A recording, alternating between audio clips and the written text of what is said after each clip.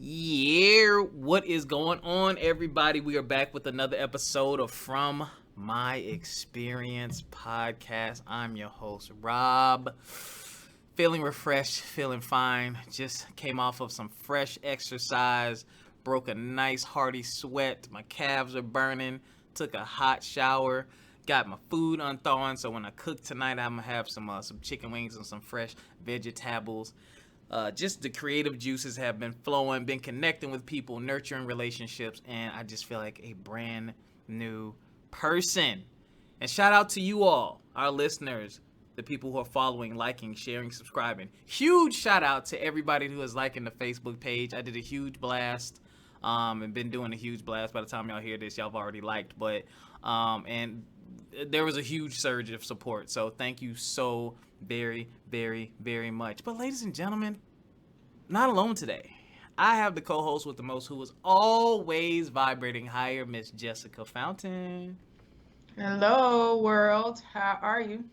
I How's love the fact everything? that you say "Hey world" because people around the world are listening. Yeah, Have you I been to really, India? I have not. Okay, That's funny that you said that though, because that's come up today earlier.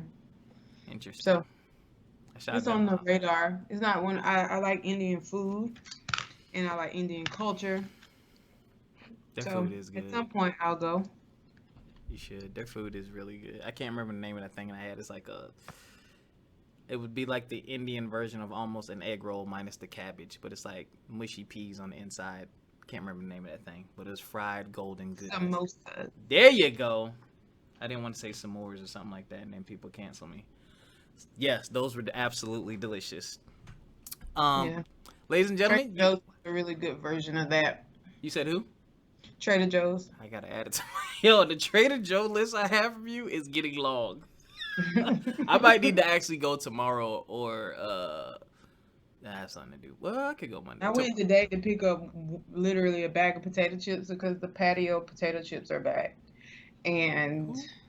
that's my thing. So I got two bags, and the synergistic popcorn is really good. Wait, what's the name of the popcorn? Like, Synergistic. it's called synergistically sweet, salty, tangy, spicy, smoky popcorn. Whoa. But it hits all of those notes in your mouth, and it is very synergistic. That's the topic, actually, synergy. I like that, I but need it's to good. I need to add both of those to the. I'll add both of those to my Trader Joe list. Uh, that sounds delicious. All right, ladies and gentlemen. First of all, we love y'all. Thank you for the continued support. If you want to support us even further, you can do business with our affiliates. We have Retro Mimi. We have Blackwater. We have Jot Forms. We have Acre Gold. Acre Gold is actually about to come out with a new subscription level for a 10-gram bar of gold. I cannot wait. I cannot wait. Listen, man. Gold, y'all, I'm telling you. We also have Garner's Garden. Do not forget about Garner's Garden. So, ladies and gentlemen, that Linktree link will be in the description. Shop with our affiliates. Let us know what you think. I use their products. I love them. So shop with our affiliates. All right, without further ado, we're going to get further ado. I need to get my electrolytes up. We're going to talk about a few things today, but one thing has really been on my mind, and it's personal. It's personal because there's been a lot of controversy about it. There's been a lot of talk about it, and it's something that we struggle with in the Black community. I know I struggled with it growing up, and now that I'm in a better place, in a better space, and in a more confident mindset, a more, what's the word I'm looking for? Focused, trained mindset, and a more, I guess, just better at prioritizing. We want to talk about financial pressure. Is financial pressure getting to you? Keeping up with the Joneses, the everyday bills, just financial management. There's just so many layers that we can go into. Jessica, you want to go ahead and start this one off? You, Sure. I can't. I just, I figured you. Okay. I can start off. It's I cool. personally, I think that there is a lot of pressure related to financial pressure. Um, I don't personally feel pressure um, to be rich. I have goals to be like wealth goals, and I do have these things, but I don't think I feel a beating pressure. Like mine is more towards, I guess, drive, um, initiative, which I guess in some way could relate if you look at why you do those things. Ultimately, there's um, money and wealth associated with it, but I've never really been a person that lived outside of its means. Um, Even when I was, I guess I wasn't like because I always saved, I always paid my bills, and I always like so what where I say that I was living outside of my means because I would spend my check like I would tithe, I would save, and then everything else I left I would spend. Okay. And I felt like I could because I was young, I didn't have any kids, I could go shopping, I could do all of this stuff, but I feel like it was a very base level lifestyle. And it wasn't the lifestyle that I ultimately hoped I thought that I was saving for. So I kind of shifted to doing things a little bit differently where I don't have to spend everything. Yes, I can still save, and I can strategize more to the things that I was saving for. Mm-hmm. So I kind of shifted what I was spending my money on. So like I don't shop a lot. Um I'll buy things when I buy things, I buy things that I like really like. Because the things that I buy, like kind of like, oh, if it's just like trendy, kind of like I like it, but it doesn't move me, I will um tend to not wear it or it kind of falls to the wayside. So Oof. I don't know, like I definitely think that our society has a lot of people when I talk to them, whether through coaching or through client relationships, it is it comes down to money. Like a lot of people, Mm-hmm. I think create a narrative about money because a lot of I was sharing this off like earlier today. Um, I don't people. I think sometimes people think I made it, and they think I made it because like they see I travel, they Yeah. see I have a small business, but like that doesn't really mean that I made it. It just means that I've met some of my personal goals. Mm. Like whereas there's other things, like for example, I don't have health insurance. So that's one of the pro quos of, I'm not going to say just simply because you're self employed, but it's not uncommon to be self employed and not have insurance, You're because a correct. part of why health insurance is affordable is because it's co-backed by your employer. So they're taking, like a large chunk of that, and you're paying in a group because there's so many people, Mm-hmm. breaking that down among the people. So when you only have one person and there is nobody paying half of it, it tends to be highly escalated. Yes. And so like I to me, I haven't made it because those are things that I do think it would be great for every person to have health insurance, which is a little far off topic when it comes to pressure, but I think that those are the things that create some type of pressure. I think we are in a, it would be, in some ways, I think that there, because of the society that we currently live in globally, there are pressures, and we're all in like a pressure cooker of some sort.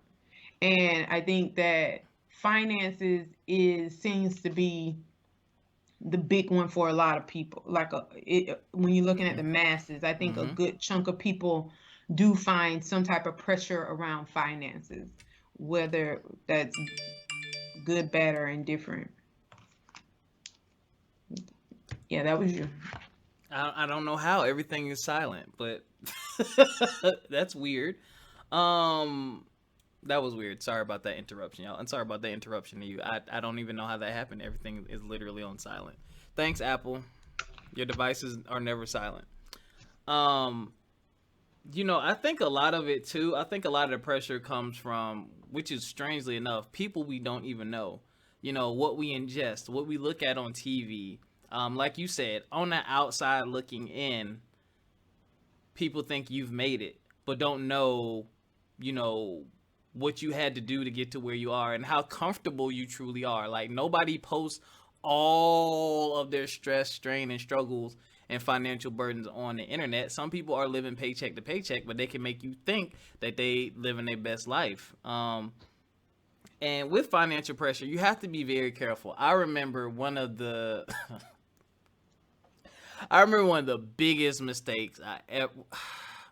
I wouldn't say it's a mistake, but it's financially, it was one of the most irresponsible things I ever did.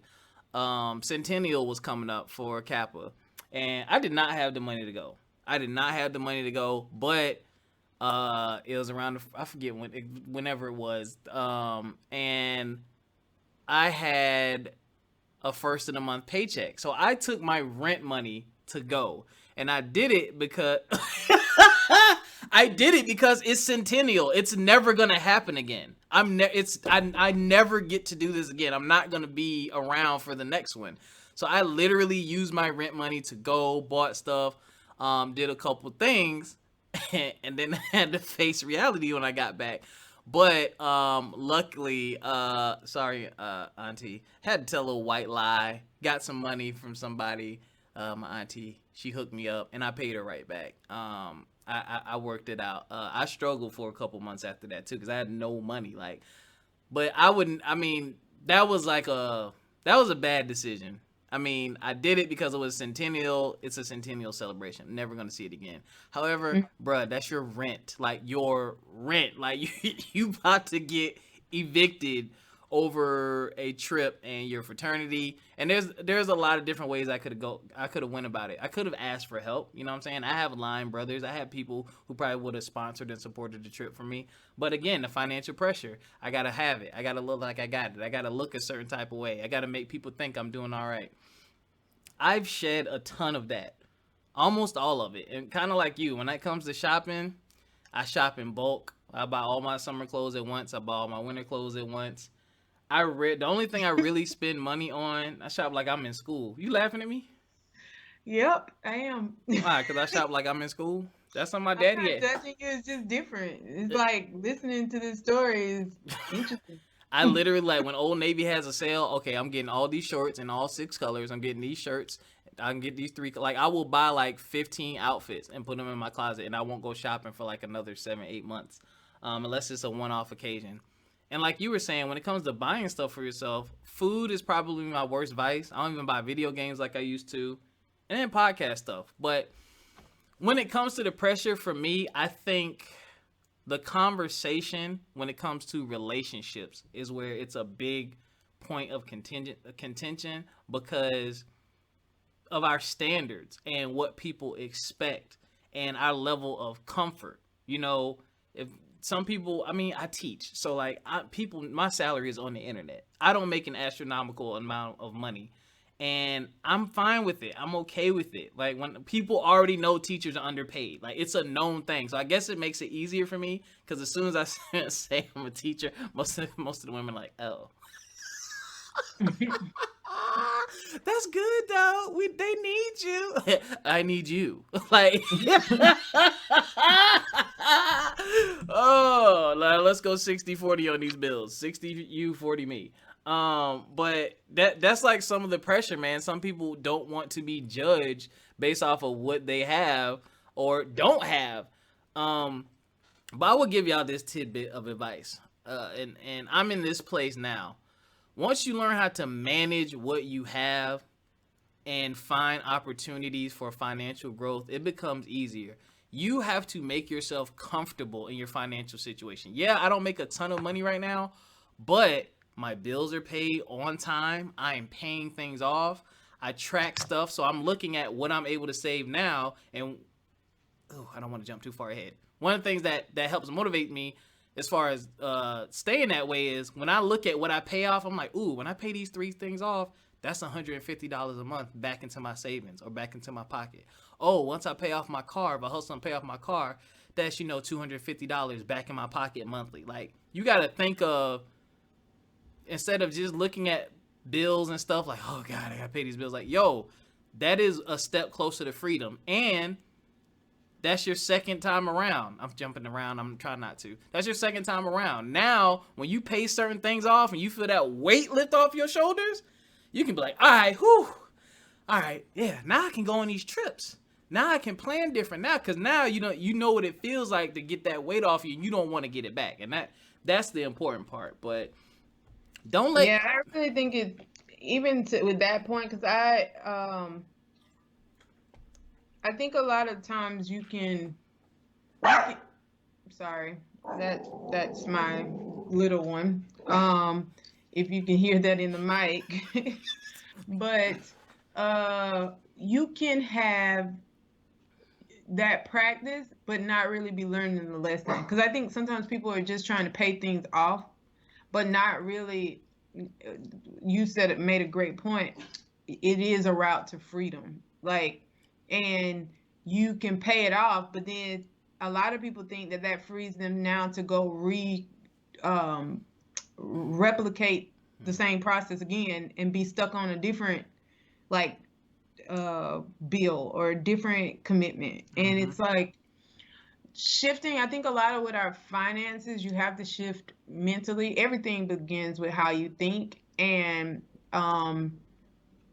it's like understanding the value of your dollar, understanding what that dollar can get in different markets, meaning, you know, sometimes it's just inventory. It could be cheaper at another vendor, or, Yeah. like shopping around on your, um, in Texas, we can shop for our electricity. And so you Hmm. can shop around and get, a better quote with a certain company. Some things you just find yourself kind of mundanely doing. I would say really strategizing and trying to eliminate the mundane. And I'm very intentional about everything, like everything. And I say it all the time, but it rolls out into every phase of my life. Like,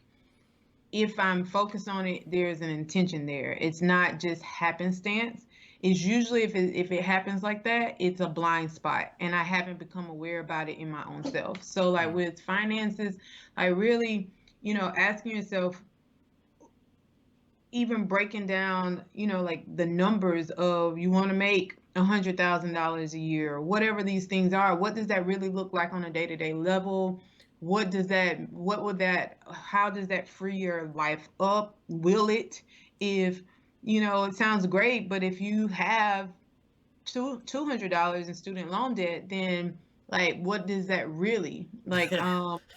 Yeah. So, you know, I think there is a lot of pressure just to arrive, but not enough um, theory or strategies being pushed on how to um, navigate to the destination. And I think that the navigation is really important. Like, I always reach out to people on any topic, whether you're talking about cooking, whether you're talking about finances, business, any space or area in my life where I don't have a good clarity or sense of clarity, or I don't feel comfortable, then I'm seeking out help to try to, like, get better in that. And I know a lot of people do live check to check. I'm thankful that I have personally transitioned from that space. And I'm no longer in a season where I feel like I live check to check.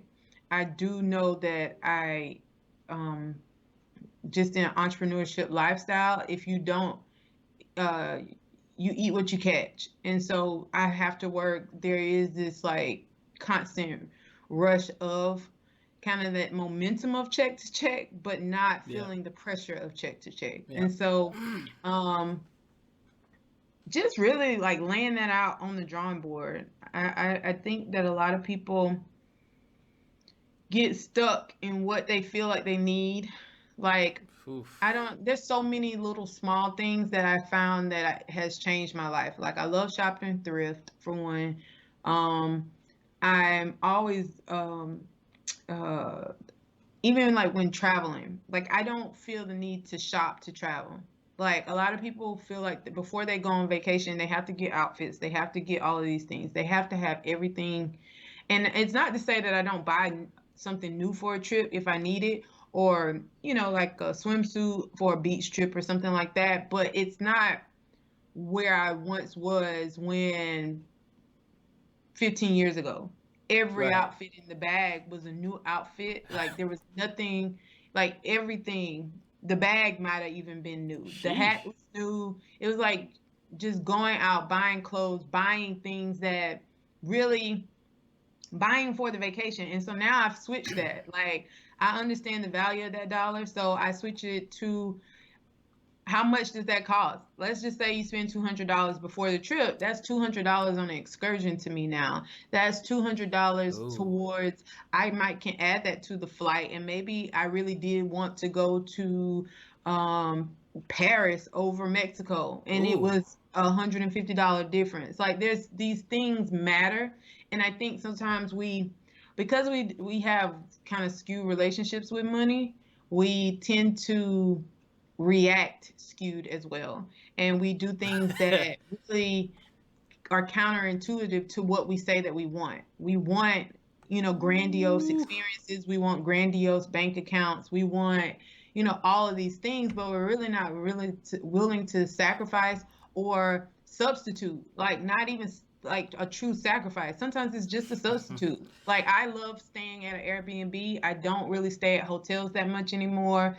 I haven't stayed at hotels when I travel in. I went on a trip when I went to Egypt, that was hotels, but that was because I went on a group trip and it was already booked out. But prior to that, I had not Hmm. stayed in a hotel in well over 5, 6 years. Like, Nice. pretty, yeah, like I can't, Mardi Gras, like, and that was probably like 8, 9 years ago. I feel like was the last time I went to a hotel to stay in a hotel because I was there on vacation. I find it to be cheaper and more inclusive experience. Like really, it really makes and breaks my trip now. Um, Wow. but those are the small things that you gonna pay for that. Like, and it comes with so much other stuff. So Yeah. I don't know. People like the resorts. They like all the things. I'm not against it, and I'm definitely not knocking it and saying like no. But you don't feel the need to do that in order to travel. Like, or I'm using that because that's my thing. Because I know that that's a space where there's a limited belief system. Like people tend to think traveling is expensive and not attainable. The same way as I being used to be one a of them. millionaire is um it takes a lot and unattainable. It's like I wish. Like we think about the way we think about money is very figurative. I don't think that's the right word. But like in our imagination, imaginative, that's what I'm trying to say. Okay. So we think about it in a distorted way. So like you can't really align yourself in illusion. Like if you're playing in a world of imagination and what you think and how you feel about something that's so profound in what really is, numbers are black and white. Numbers are they are what they are. So it's not, well, I think I might have something to cover it. What does your checking account say? What does Exactly. the balance on what does your credit score say? Um, You brought up a good so point. it's just a lot of, I think that even rich, what is rich? Like that is a societal view. Like I really don't care to be rich because there's no amount of money you give a fool the same amount and they could find a way to spend it all. So rich to me is I keep saying figurative. That's not a word. Like rich is like this Figment of our space. imagination. This fairy Yeah, like tale thing. Yeah. yeah, and to be wealthy, like going back to, like the gold and all of these things, it's really a tangible resource that you can say I'm wealthy because Yeah. like money doesn't make you like just having a lot of money. It doesn't automatically make you wealthy if you No, also are spending a lot of money. Like, exactly. so you can, I don't know. It's a lot of terminology and wordplay, but when it comes to communication, words, money, all of these things, I enjoy talking about them because they're very black and white, and they're very much are like a straight line. So you can, Straightforward. Yeah. yeah. It's easy. Like that's the funny thing. It's easy. You know, you can look at a number and you know what you can do with that number. We do it all the time, and we know what we're willing to sacrifice and what we aren't willing to sacrifice. And I want to touch on the point that you made that I think is one of the most important shifts that you can make on a personal level.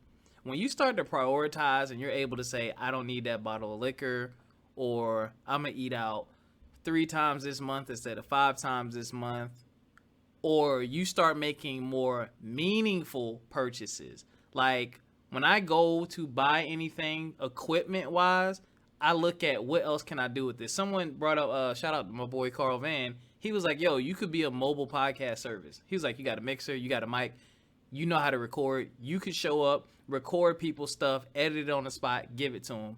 That's a business." I didn't even think about that, but he's right. I need like 2 more pieces of equipment, but it makes me feel better when I know that I'm not just buying, I'm investing. And I try to make sure that if I'm doing something like that, even if I don't want to do this anymore, this stuff retains its value so I can sell it. That's the other thing, y'all. Yard sales are real. Offer up. Facebook Marketplace. I've sold things that I had 4 turntables. I don't even know how to scratch as a DJ. I had 4 turntables for years just because, ooh, it's on sale. I'm going to buy it. I want to have this. I'm a DJ. Yeah, look what all this equipment I got. Can't even use it. I bought them brand new and basically sold them brand new. But at least I got something back out of it. So that was just another one of those things where I'm like, what are you really doing? Think about, do you need this right now? Is it a priority? If it's not a priority, that means you're taking away from a priority by putting your money over here instead of putting it over there. And the little things add up. I'm telling y'all, that night out, your nails, the bottle of liquor, the trip across town just to go hang out, brunch, whatever you want to call it. Like if you just cut back on it a couple of times, you'd be surprised at how extra $100 a month could shift things for you. But that's a whole nother rabbit hole we could go down. But we're definitely gonna have financial conversations in the future. But don't run away from it, y'all. Sit, have an intimate relationship with your finances, and if you're going to ask for help or solicit help from someone and you really want to get it right, you have to be honest. If you broke as hell, say I'm broke as hell, I have bad spending habits, I don't make enough money, so they can give you the right advice, because they can only advise you based on the information you give them. So you need to be honest about it. So all right, so this is the next topic we have, ladies and gentlemen, is kind of like an age-old question, and I think it's an important one because it links to the last topic. But thinking about what we've been through with COVID and things literally stopping and us having a lot of time to reflect and think, if you could turn back the clock or talk to your younger self, what would you say to yourself? What would you say to yourself? Now, me? Oh, man. And, a lot of people are probably saying to themselves, I wouldn't do anything differently. I wouldn't tell them anything. I wouldn't do anything differently because I wouldn't be the person I am today. Shit. If I knew half, not even half, if I knew 1/10 of what I know now back when I was younger, my whole life would be different. But one thing I would definitely tell myself is, hold people accountable for the way that they treat you. Hold people accountable for the way that they treat you, and develop better spending habits, better saving habits. I have had a lot of, over the years, relationship turmoil, not just romantically, but personally, because people took my kindness for weakness. People tried to take advantage of my kindness, and I always gave people the benefit of the doubt. I was always known to be so nice and understanding and caring. And I was like, oh, people make mistakes. They'll get it right. I'll pray for them. That's my friend. They didn't really mean it. I'll excuse it away for them like a doof.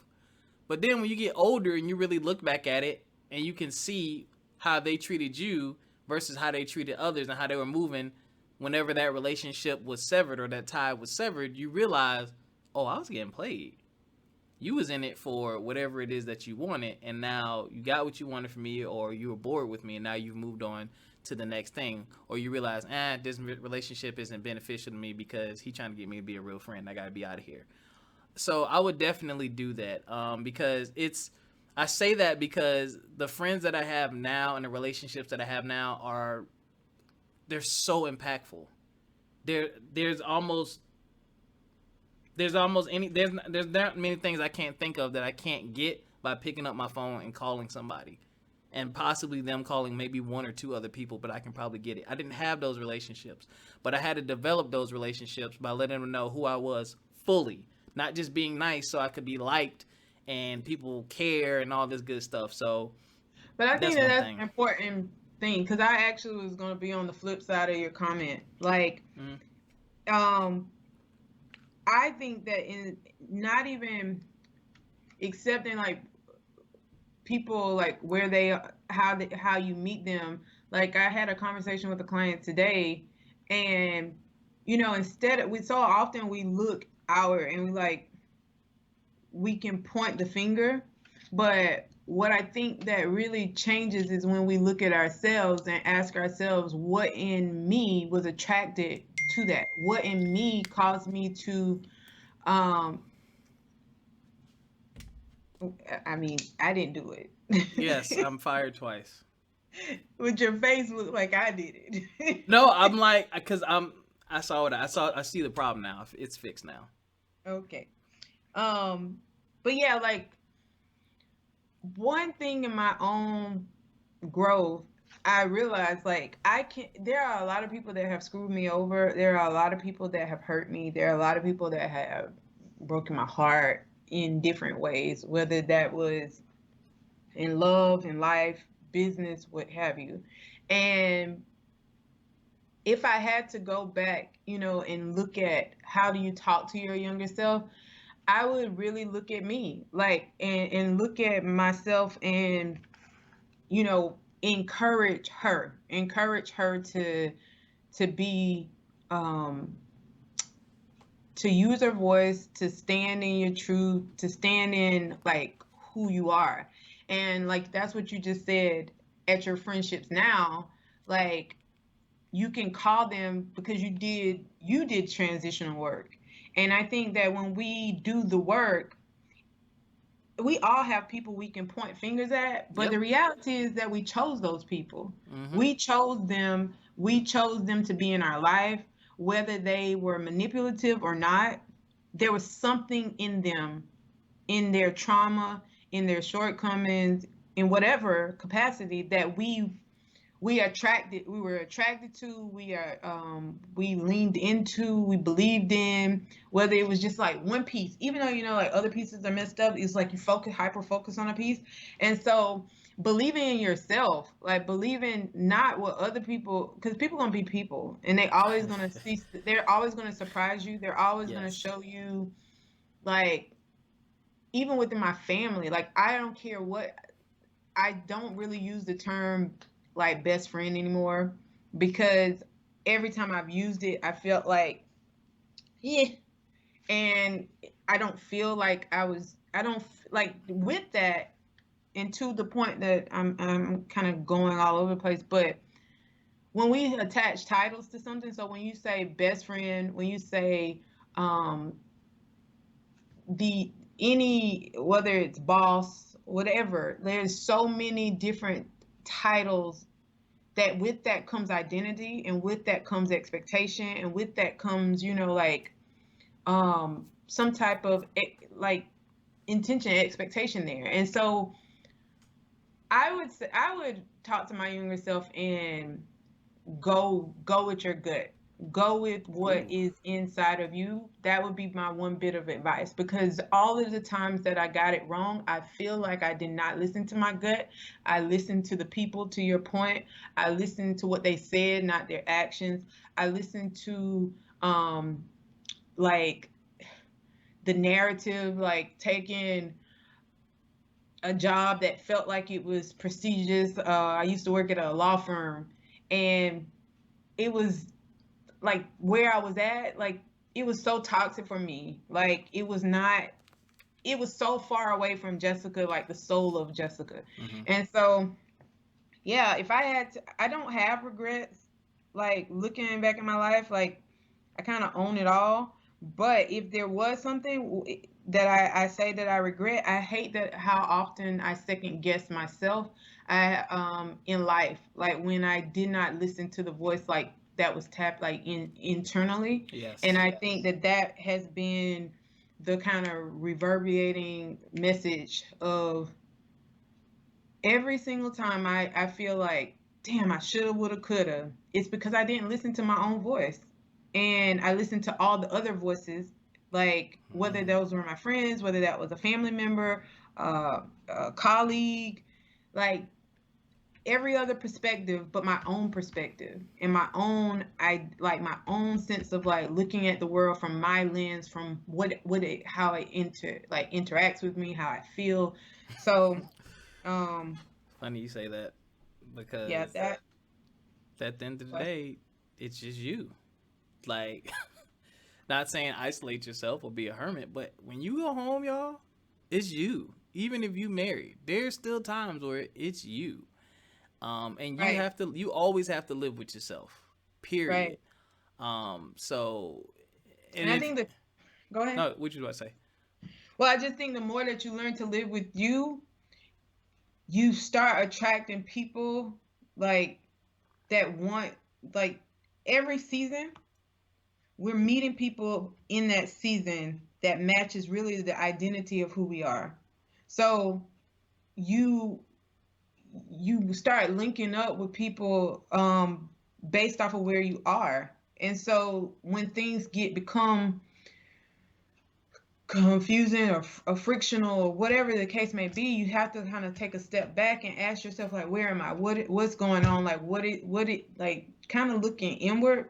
And I think the higher like the more elevated you get in your thought processes and being more balanced, and like therapy, like all of these different outlets, being vulnerable, being transparent, you will then, to your point, you're going to turn off the people that um don't want to do that, like because you're doing too much, because you're too vulnerable, you're too much in your feelings, Mm-hmm. whatever.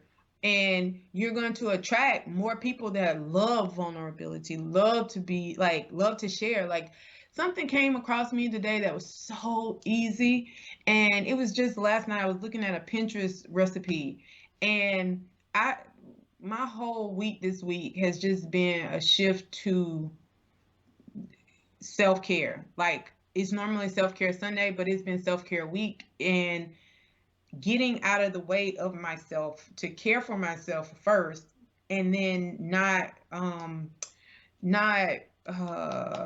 kind of creating that barrier. Like I trying to figure everything out. Being really strong in my intentions, being really strong in, what am I pouring into me. And I say that because today, something that I just thought on a whim yesterday, my client um, had two different ways to resolve my problem. And one Mm. of them was being with the Facebook scenario, like knowing someone that works for Facebook. Nice. And so all of these different things, it's like you have to kind of back off of of things and not look at them like they're so definite. Like even going to the younger self part, like yes, that happened, but that thing is also, you cannot have this current self of enlightenment. I cannot have this Jessica without that, not in this lifetime. Right. In the next lifetime, maybe I can really go back and talk to that young person in like in a different realm. But in this lifetime, that's not possible for me to go back to her. But what I can do is set her like release her from feeling caged in the cages that I put around her, and like that's where I have regret. Places where I I I cap her and instead of exposing her, which is the whole premise of, my social handle. Like it is Yes. really about releasing yourself to be the best version of yourself. And it's dumbfounding to me how many times we shrink as human beings, and especially I'm speaking from as a black person and as a woman. And I know when those two cross, there's so many times where we shrink and we just are. You're like, well, maybe I shouldn't do this. Maybe I should. I'll just hide. I'll just get in the box and just be quiet. Like, and you Yeah. do it so many times in so many ways. I wish you could heard me today going through Trader Joe's saying, "Excuse me, I'm so sorry. Excuse me, my bad. Excuse me." Like Mm. it's 100 people in here. Like That's too I much. don't ever go on a Saturday for one, and it's like double the capacity of what I normally get when I'm in there. But why am I the one that's, excuse me, I'm sorry, excuse me, my bad, excuse me, pardon me. Like, no, no, I am here just like, and it's not a rudeness. It's not like I'm not conscious of the other people. Like, no, you're gonna have to move for me. It is, I can even simply self-care in that moment to me look like just pausing and allowing people like you can Yeah. go ahead. Like I don't have to apologize for that. I don't have to shrink in something that small, but we are so habitually conditioned to like shrink and be silent. And I think, you know, a lot of our adult That's self true. is wrapped out of that younger self not talking, not just using standing. Like That so shrinking is real. That shrinking is very real. And it's a detriment. Some people never break out of it. I'm glad you're able to really find a space where you could discover that I need to stop shrinking and recognize it. Being able to recognize it. So I'm gonna transition us into the next topic because that's basically what I'm gonna get into here. You can't turn back the clock, ladies and gentlemen, but there are second chances in life. I am a firm believer in cycles and second chances. Conditions and terms may be different the next time around, but oftentimes you will get a second chance. And back to Jessica's point, you have to have been to that place of reflection, understanding, and growth to be able to fully take advantage of it the second time. Myself personally, y'all have heard me say this several times: jack of all trade, master of none. I cannot tell you how many business opportunities I've had, how many I've taken on, and how many I've failed at because I've made repeated mistakes. And so as I've gotten older, each time I've learned to stop. I've learned to look and say, okay, now this is another opportunity. This is another chance. I'm in a better financial situation. The money's right. All the conditions are right. Now, that don't mean I should do it. Rob, do you need to do this? Does this fit? Do you have capacity for this? Is this something you even want to do? Is it really worth? Is it worth your time? Is it worth your money? Are you just doing it just because it's in front of you? Are you just doing it because the person that's presenting it, you like them? Like, these are questions I never used to ask myself. It just used to be, oh, that's a business opportunity to make money. I'm going to do it. That just sounds smart. I should just do it. Because everyone, back to the financial pressure is like, oh, I'm a hustle. Let me go, let me do this, let me do that. And it's like, no, I don't want to be miserable doing these things. And also, I need to look at my life now. What do you want out of life, Rob? Where are you trying to head in life, Rob? Well, I want to be here. Okay, well, if these things don't fit, they got to go. Or pass it on to somebody else. Hey, that's a great opportunity. I'm not ready for that, or I don't think that's a fit for me. However, I know someone that could probably work for. I can give you their contact information. Y'all can have that conversation. That's where I'm at now. And there's been quite a few times that these second chances have come around, and I've really had to sit and laugh at myself and remember similar situations and say, you know what? Every time this came, I went left, I went left, I went left, and now you're going in circles. Four lefts is wait, three lefts, four lefts is a circle, whatever. So I was like, you know what? I'm gonna go right this time, or I'm gonna go straight, or I'm gonna just hit the brakes and watch the light switch. I'm gonna watch this one a little bit, or I'm gonna just, you know what? I'm gonna get on the highway this time. There's always another route. There's always another way, and it's okay to choose differently. Just Mm-hmm. because something happens again doesn't mean, oh, this is a second chance for me to try. I failed, so I need to try it again. I need to try it again. Sometimes it might be time to say, I'm giving that up. We've seen it Mm-hmm. with we've seen it with athletes. We've seen it with politicians. We've seen it with actors. So many people get these second chances. That doesn't mean you need to do it. Sometimes it's time to let go. And when you let go, that opens up room for something new to come along. So Mm-hmm. that's how I really feel about the whole second chance thing, man. Just really, y'all, when you get new opportunities, sit down and think about opportunities you've had before, what you did, what you did right, what you did wrong, so that you can firmly and confidently assess the new situation. Because it Yeah. might be a better situation. It might be now's the time. It might be. But if you haven't learned from those And past mistakes or thought about it, might be back in the blender. yeah, and another thing, like, there's really nothing. There's not really like very few second chances. They may be there. I feel like there's because no situation is the same. So I feel like there's very few. Like I can think of a few of them, like where it's exactly the same, but we're not the same. Like Exactly. so, it to your point, the situation is not a second chance. It's a another opportunity. Like, and I know that that's just a matter of a play on words, but words are powerful, and I think that when we break that down, you have to bring context to that. And so, second chances is like a duplicated to me. It's like hitting copy, and usually that's not the case in life. Like I've had things that have come back around, but they were still different. Like, Mm-hmm. so on the good side of that and on the bad side of that, I say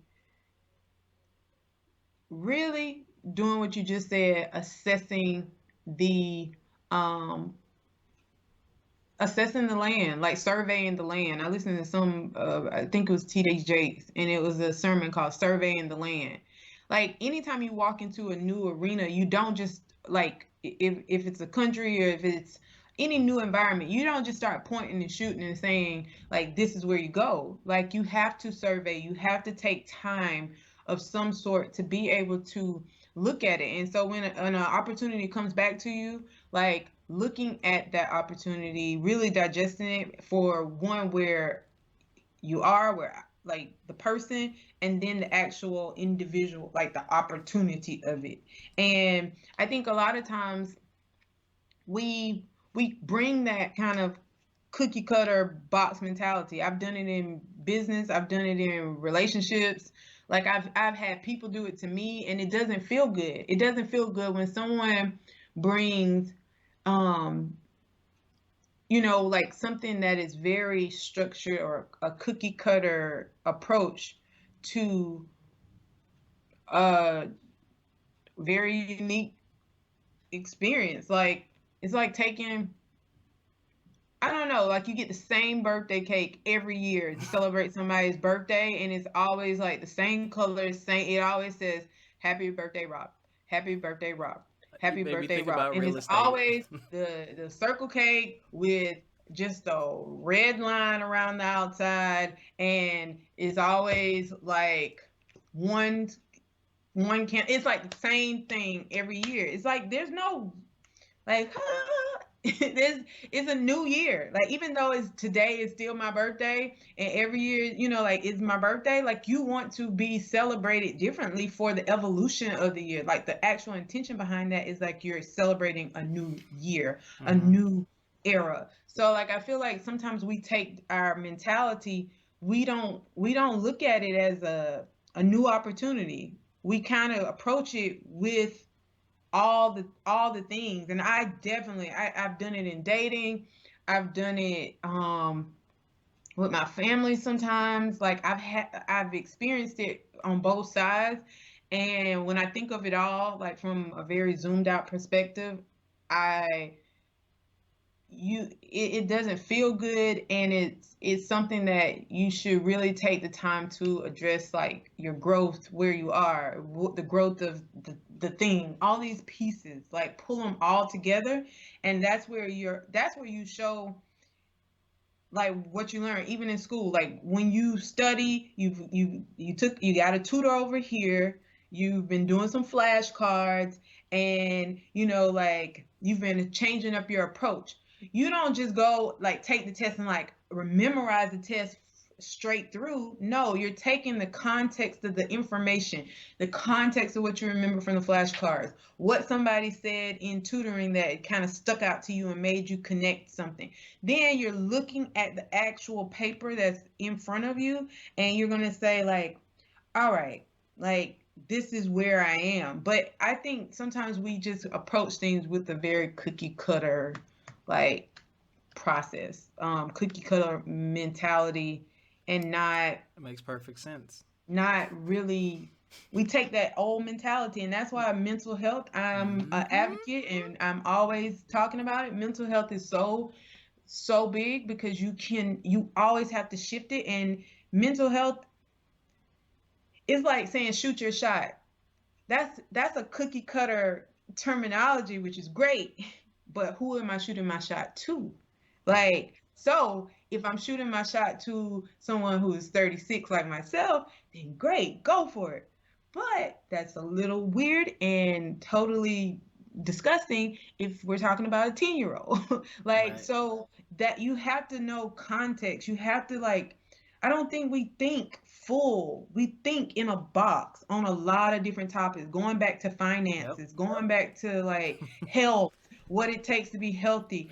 All these things, every show topic, it continuously, they really all the topics I feel like bleed into each other, because at the end of the day, when you look at yourself, it is your experience, your life choices, your stuff that is going to facilitate something totally brand new in any space, any atmosphere, because nobody else has done everything that you've done, experienced everything that you did. And so we have to like think a little bit bigger than Mm. just, shoot your shot, shoot your shot, shoot your You just shot. put. Like, no, you might not want to, like, depending on when. So I What you don't know. did. I just No, you know it's funny. You just pointed out the problem. The cookie cutter mentality is so popular and so many people do it because it's comfortable. I know what result to expect from this. There's mhm, no surprises. mhm, Sometimes it turns out a little bit better than it did before, and I'm okay with that because I am comfortable.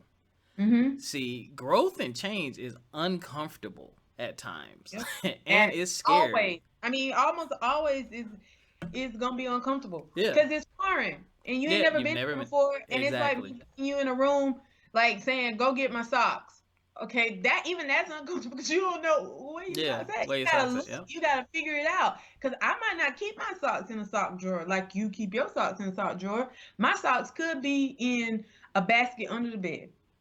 Who would ever find it? Nobody. Like Yep. we have like everything. We think in cubes because that's how we were being conditioned. But like life, that's why we keep getting disappointed. Yeah. Everybody out here is running off of a different structure in some ways. They're running off of their how they were raised, who they grew up around, what they eat, what fuels them, what they listen to on their social media. I had somebody tell me like 7 years ago they thought Instagram was like kind of like a Tinder type site, like a porn type site. Hmm. But that was because everything that was in their feed was along the lines of that. And the people, whoever turned them on to Instagram, also clearly had the same process. Like, and when I looked, I was like, my Instagram feed looks Nothing. nothing like absolutely nothing Following like the that. Not even on nastiness. the flip,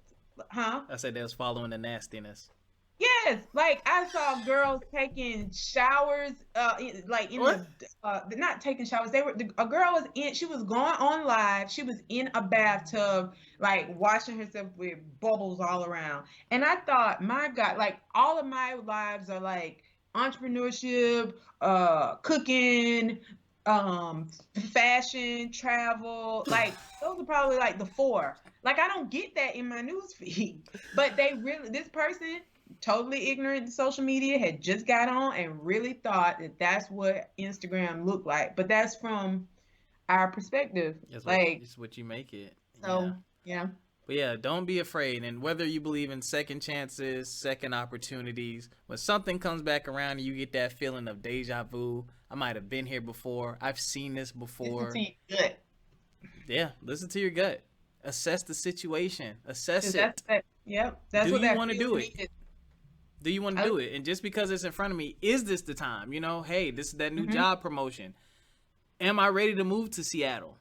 Can I mm-hmm. handle this? Do you Think, like the weather there? ooh, Like, Lord.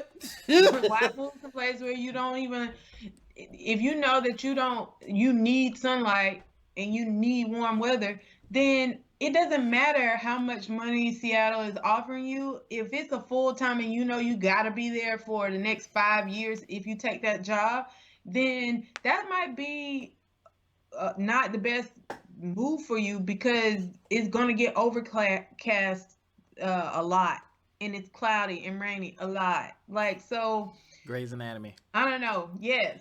Right. Yo, so got a couple more things to touch on, ladies and gentlemen. We hope you are taking this in. Take a deep breath with us and exhale. I'm just gonna do one. What we talked about was very heavy, and I know that's probably hit a couple of people because we talked about money. Money always hits somebody. That was So, heavy. huh? That was heavy.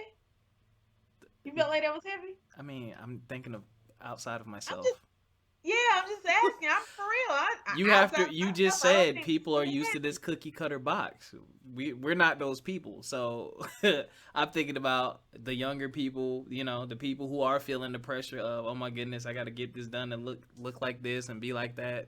There's people out there, but Yeah, uh, listen to the people that really have substantial wealth and doing something positive with it because I'm sure that that's not. Don't do it for the gram. I'm so I'm gonna give y'all my quick thoughts on each one of these last two topics. I'm gonna go with the first one first. Moving forward, beyond regret and circumstances. Moving forward, moving forward, moving forward. I'm gonna go against the grain here because people, there's phrases: "Don't look back, don't go back, don't turn back." I'm the opposite. When something has happened, or I've gone through something, or I've been traumatized by something, or something has affected me, it might not be immediately, but I always go back to it. I always go back.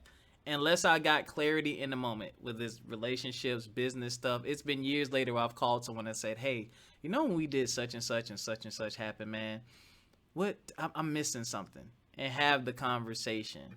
Have the conversation. You'd be surprised at what you can learn from it, and because sometimes when we try to move on and just go too fast, you forget that those things are still in the trunk of your car. You just don't see them.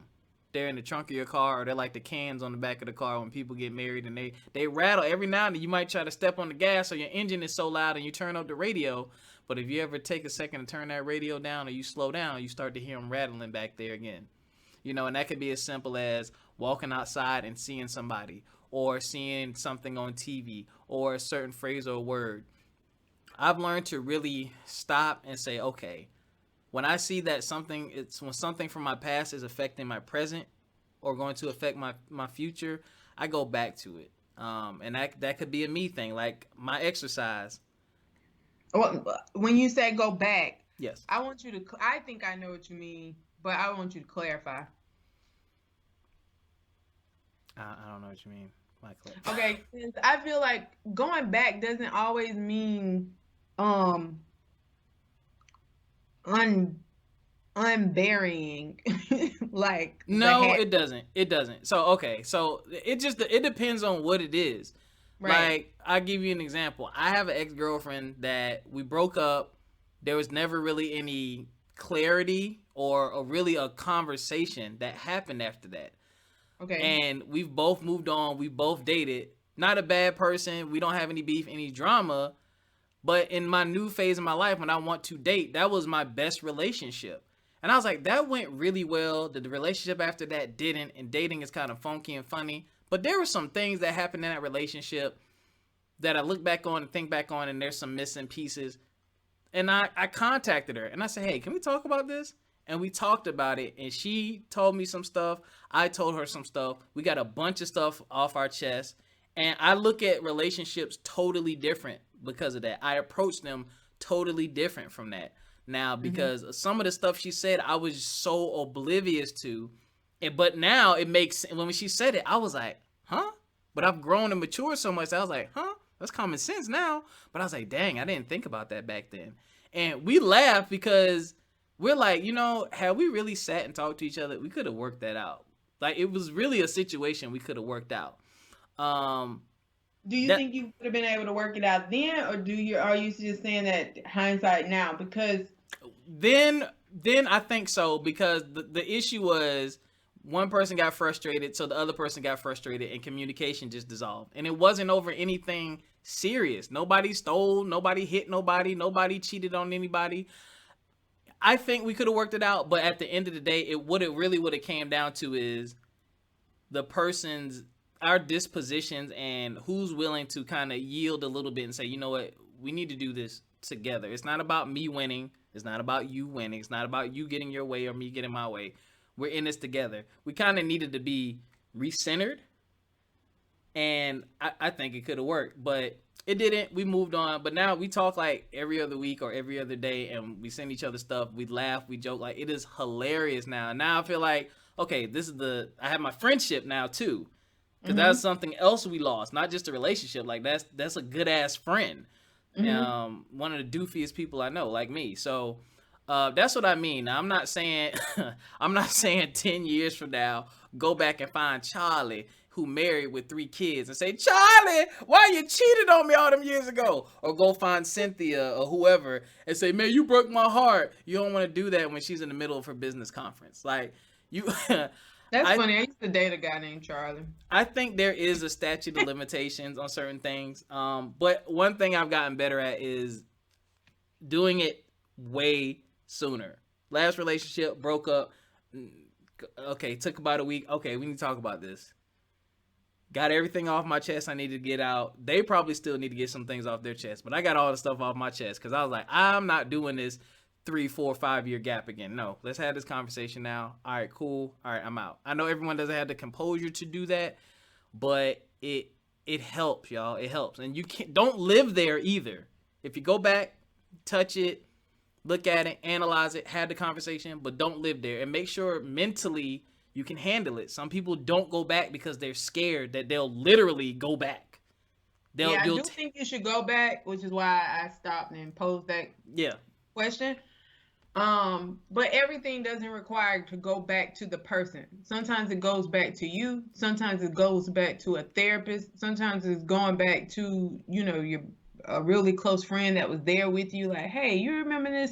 Like, did you ever notice anything? Like, there are ways to go back without always having to re-injure yourself. Like, Yeah, please don't. so if it's going to re-injure you to the point of like it's a spiral backwards. I think definitely doing what's digestible and definitely like self-reflecting, Ooh, but yes.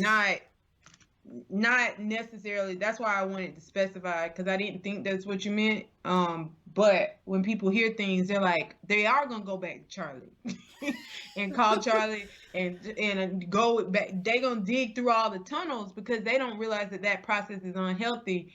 Of just digging aimlessly, like you need to be able to have like put things into the correct perspective. Yeah, it's circumstantial. Like you've probably seen the movies where someone do something horrible and they have like these steps they have to go through, and one of them is like you have to make amends, and they literally go back to the person to apologize for something that they did. You really got to assess it, but there are other ways and other meanings to that. Be careful with that. Do not get caught up. Do not get caught up. Call your strong friend before you make that decision. Yeah. Uh, last but not least, ladies and gentlemen, how do you motivate yourself? Jessica, you want to tackle this one first this time? Sure. Um, I think that you have to, one, look at yourself in the mirror and see what's like, ask yourself what's wrong.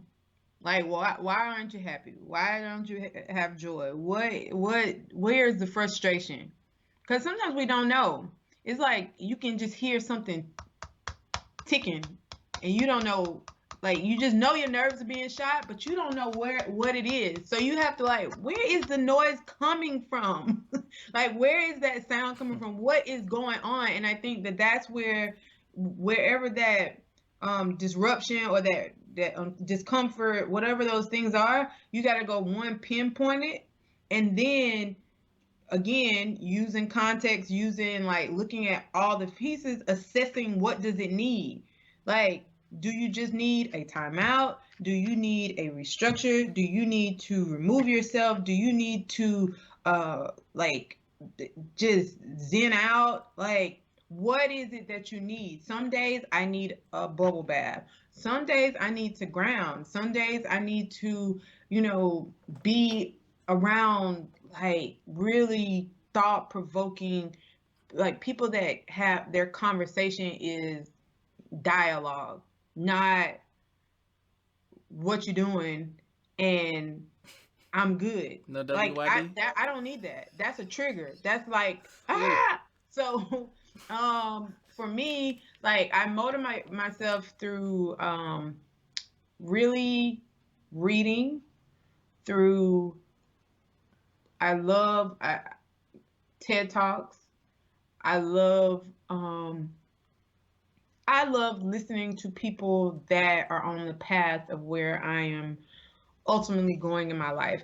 Like, I know, and that's not just a wealth path. Sometimes that's just an awareness. Like, I want to wake up and I don't want. I talked about imposter syndrome. I don't want to like deal with that my whole life. I Mm-hmm. don't want to be the one person that's getting in ahead of in the way of my own dreams. So for me, like, I'm doing a lot of radical things, and I keep saying radical self-care this week because I write things on my mirror when I tend to forget who I am. I write things that remind me. I put things intentionally in my house that have sayings of things that are, like, really my thought process, so that when I'm unable to physically, tangibly pick myself up to motivate myself and say, "You go, girl," like, I have intentionally surrounded my whole space in a way that is to motivate something out of me. Like, so I'm really intentional about everything. Like, I have a diffuser in my car. Like, I have a diffuser at the studio. Scents change my thought process. And they're like, all right, let's go. When I sit here, sometimes I'm at my desk and I might be stuck. I put an incense on and I burn it. Like, I think but the only way to do that, to know that it wouldn't motivate me if I didn't know what I liked. It would Right. just be an instant. So you have to dig deep. You really got to look at yourself before you can motivate yourself. You got to see what you like about her. Why would you motivate something that you don't like? Like, if you don't like yourself, or you don't like where you are, and you keep talking to yourself negatively, and you're doing a lot of, like, self sabotage, then it's hard to motivate that. Like, because you don't find it valuable. Like, That's some so big facts. Ooh. Ooh. I do a lot of different things. It looks a Hmm. lot of different ways. Some days it's fleshly, like a chip, a potato chip. Like I said, I went to Trader Joe's today to get those chips, just because I like them. And I know that my weekend's coming up. It'll give me a snack that I like. Because I don't have a whole lot of stuff, like bad stuff, I guess, in the house. But that's like a guilty pleasure. But it can be something as trivial as that, or real deal Holyfield. I bought myself a bike. Like I don't care what I do, but I know when I don't want to be a person that's just like on disabilities because I didn't take care of myself. Yeah. Like I want to live my life till the wheels fall off. And if the wheels fall off because God forbid I was in some type, it shifted and then it was an accident or something, okay, that's a life circumstance. But me having, you know, just unrealistic or unnecessary health issues, like I don't want that. I want to live. And I know I'm not going to live forever, like I am going to die, but I want a life. If I'm going to live, I want it to be a quality life. So my health, Yes. what I put into my life, is really important to me. So that helps motivate me too. Um, just what the why. I'm motivated by my why when I'm very flat. I remember even when things don't go my way, I know why I did it. And I think that helps me a lot. You. It's funny you mentioned health. And that little that's been happening to me. And when I do that, I'm like the same thing. I'm like, why are you feeling this way? And I'm like, okay, you're a little stagnant. Like today, I did some research stuff, did some podcast stuff, uh, learned a couple things, reached out to a couple contacts, learned some new things, got some new resources, and before I knew it, it was like 1, 2 o'clock. I was like, all right, you need to take a break. You know what I'm saying? Played a little Xbox, but now I still felt. I was like, well, you did some work today. You got some meaningful work done. Why do you feel unrest? And I was like, go for a walk. Did 3.5 miles a day. Felt so much better after. Even right now, feels so much better after, and I don't feel it anymore. And part of it is because I do want to lose some more weight. Part of it is I like doing it. It feels good. But what really motivates me is looking back at where I came from and never wanting to go back there. And also looking at the situation and circumstances that I know other people deal with and thinking about where I am now. And bro, you have no reason to complain. Like you could be doing more. You can do more. You have talent, you have skills, you have a network of people that want to work with you and help you. That's motivation enough for me to say, hey, if I put my mind to this and I do this thing the way I'm supposed to do it and handle my business, I have the pieces together and I have the pieces there to make it to the next level. It's also about fulfillment for me. I try to stay away from things that aren't fulfilling. Back to my video game kick. People know I love video games, but they're not as fulfilling anymore. I play them every now and again. Don't have a PS5, don't have the new Xbox, not even pressed to get one. Old Rob would have been out there day one at midnight in the line in the sleeping bag, probably waiting to get it. So just the growth and the change. And also just what's important to me in life is just experiences. I want to travel more. I want to spend time with loved ones. I want to be able to say, "Hey guys, dinner's on me tonight," when I have a room full of friends. And the motivation is there when I think about those things. Say, "Hey, why are we doing what we're doing? You love it, you're passionate about it, and it'll help you get to those things that you want to do. It'll help you get to more fulfillment. It'll help you get to a position to where you can give back more and do these things more and enhance your community. And the people who are coming behind you can look at you and say, "Oh man, that was amazing," and I can say, "Yes, and this is how I did it." You see all these potholes and all this stuff over here. You still gonna hit some, but you don't have to hit these over here. I already hit these and busted my tires. So here you go. Let me give you this right here. You can go down this road. This don't have as many, but there's still gonna be some. And just remember, when you get there and there's somebody waiting for you, you give them a roadmap as well, and you help them out. You help them out. That's what motivates me, because there's always someone coming in behind us. There's always someone coming in behind us. So Yep. that's all I got. Anything else from you, Miss Jessica? No, sir. I hope that you guys have a great week. I hope that you take time for yourself.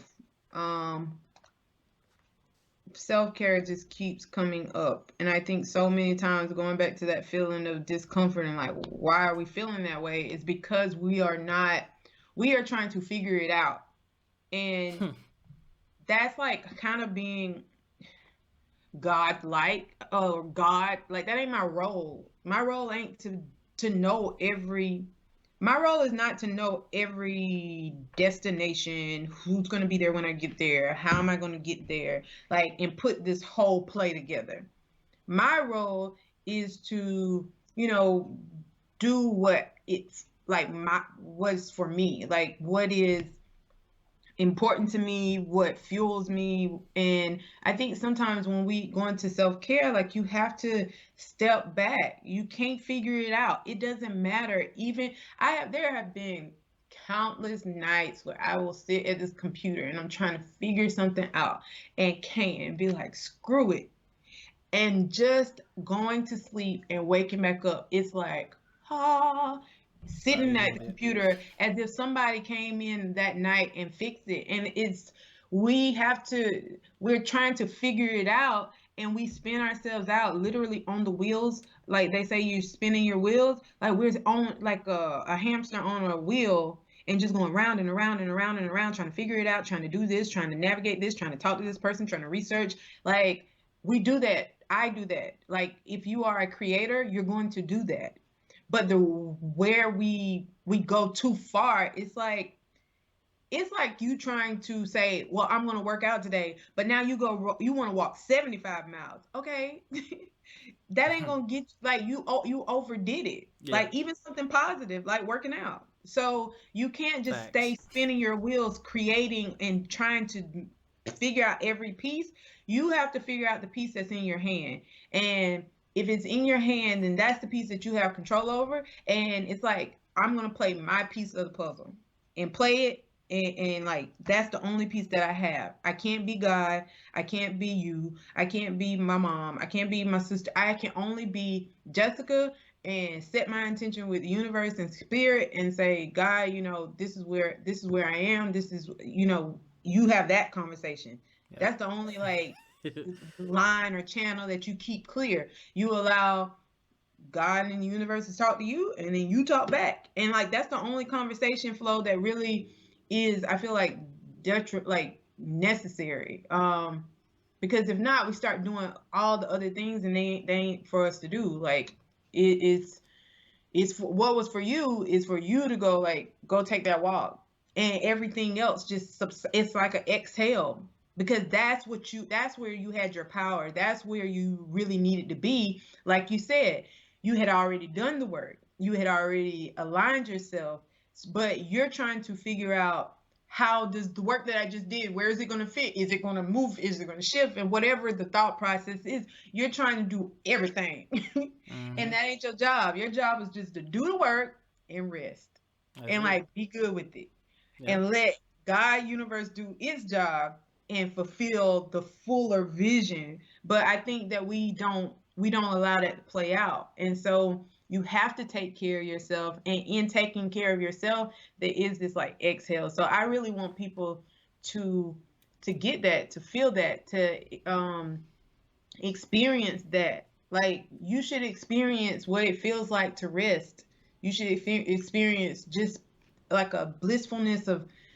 I sat in my garage yesterday because I live on the second floor, so I have Hmm. a patio. I love sitting on the patio, but I had just walked Cheeto, and I popped the trunk to my truck. I have a small SUV, and so I popped the trunk and I sat in the back, in the tailgate of it, and I just sat out there and I was like, man, this is like my new favorite spot. Like, I've been doing it for a couple of days, Hmm. and I was like, I know that this is probably like a ghetto porch, but I don't care. Like, I don't care because right now Not a ghetto it porch. feels good. Because I mean, it's really, my car is just in the garage, and I just had, and my garage is on the first floor, obviously. So I'm just sitting there, but I was able to. Cheeto's in there. He was cool. I was sitting in the back, and I was able to enjoy the weather, let my feet hang, and watch the cars pass, and I was fine. But something that simple, like just connecting with nature and that exhale. So I want all of our listeners to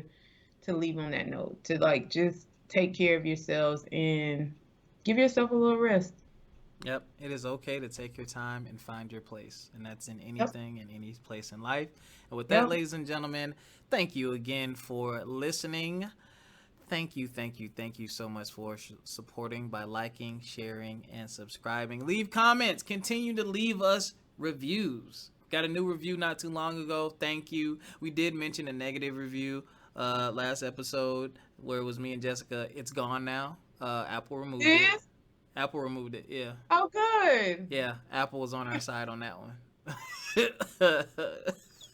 That's awesome.